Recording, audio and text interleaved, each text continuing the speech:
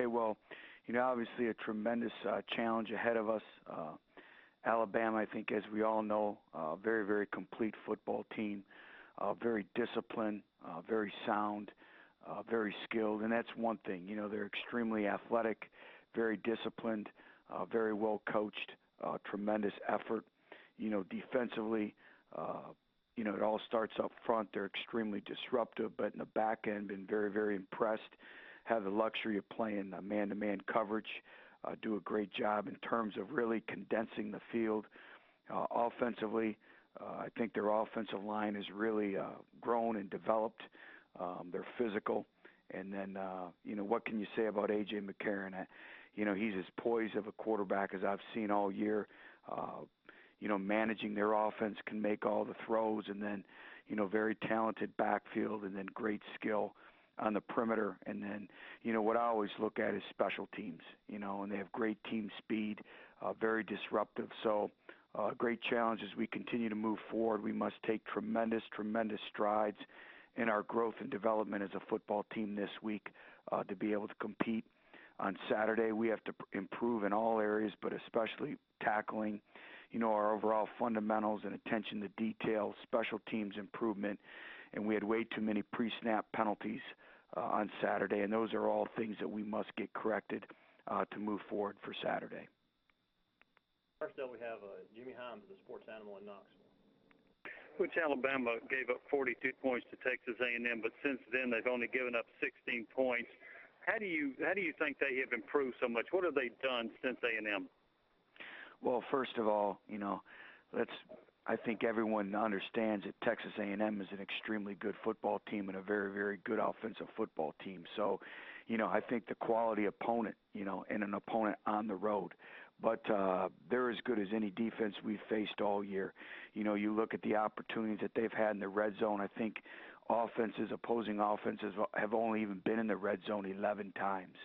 And, they give great effort, great use of their hands, their feet, great schematically. And, they're deserving of being number one. They don't miss much tackles.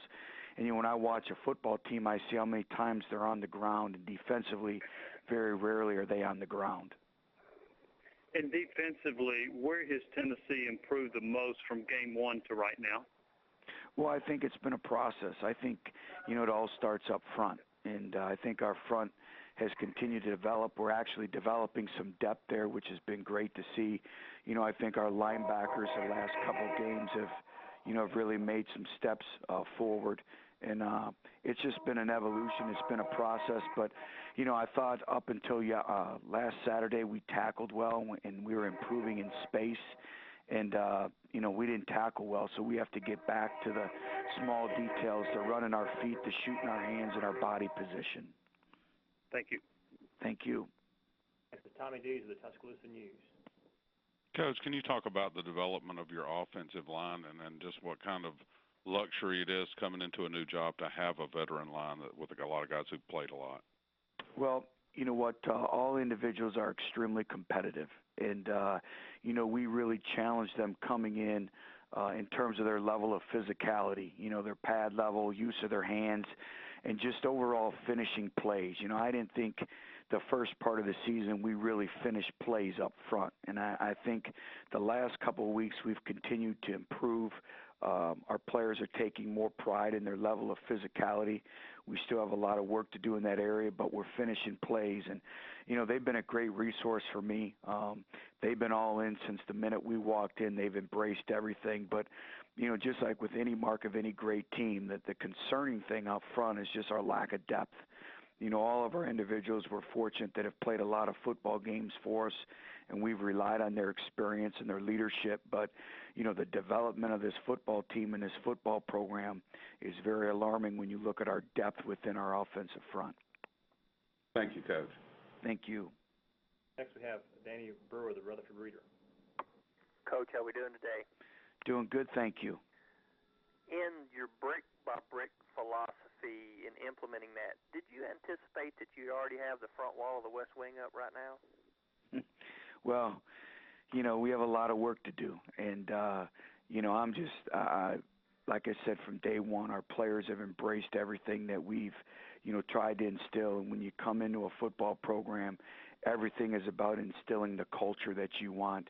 That's the foundation. That's going to last a long time, and the habits, and the standard of excellence, the expectation by which you conduct your business on a day-to-day basis. And we do have a long way to go, but I tell you what, our players have been outstanding with regards to that. They're willing to do anything and everything that we ask of them, and I just think I see progress each and every day, and some days are more progress than others, but I see it, and we do have a long way to go. But I've been really proud of our kids so far. Tennessee, Alabama, obviously a special rivalry. Does it mean a lot to you to now be a part of that? Absolutely. It started December 7th, and everyone talking about this great rivalry, and this game means, so many things to so many people, both institutions, and it's really, educating our players, on the value of this rivalry, and this is what makes college football very, very special. It's what makes the pageantry of college football, but I also said it in my press conferences, going back to make these rivalries relevant, we need to start winning a few of these games. But our players understand the challenge ahead. We have a tremendous amount of respect for what they've done, but, it is a rivalry game, and looking forward to Saturday. Coach, appreciate it. Wish you the best of luck. Thank you. Next, we have Spencer Tillman of CBS Sports. Coach, could you speak to the anatomy and the way you won last week? I don't want to stay in the past, but I'm moving forward, how you leverage after having, given up a 17-7 halftime lead, trailing 21-17 going into the fourth, and then have a freshman, step up and make a nice one-headed catch, talking about North, on what was probably the decisive drive. The anatomy of winning that way. Talk to that, speak to that as a coach in terms of how you leverage that. Well, I think first of all, it's having a mindset, and we call it mental conditioning, in finishing plays. And, I thought our players showed great resiliency, and they didn't blink. They didn't waver one bit. We believe that we are going to find a way to win a football game, and that's part of learning how to win. And we're going through that process. And, we found a way to win at the end of the game against South Alabama, which I think was a big step in moving forward. And we came up one play short against Georgia. And, I think that's what made the win so special last week is we had anything and everything that you could think of happen in that game. And we always talk about staying the course and having a snap and clear mentality on each and every snap and treating every play like it has a life of its own. And, I thought our players did that, and we finally made some plays in critical situations of the game to win it. And, from Marquez North to the kick, to being able to generate a first down when we needed to get closer to field goal range. And those are all elements of belief and trust and confidence as you continue to grow. Now, the evolution continues, learning how to win on the road. How do you handle success? How do you come back the next day and practice? So those are all those things that we're going through. But like I said, I thought our kids were extremely resilient.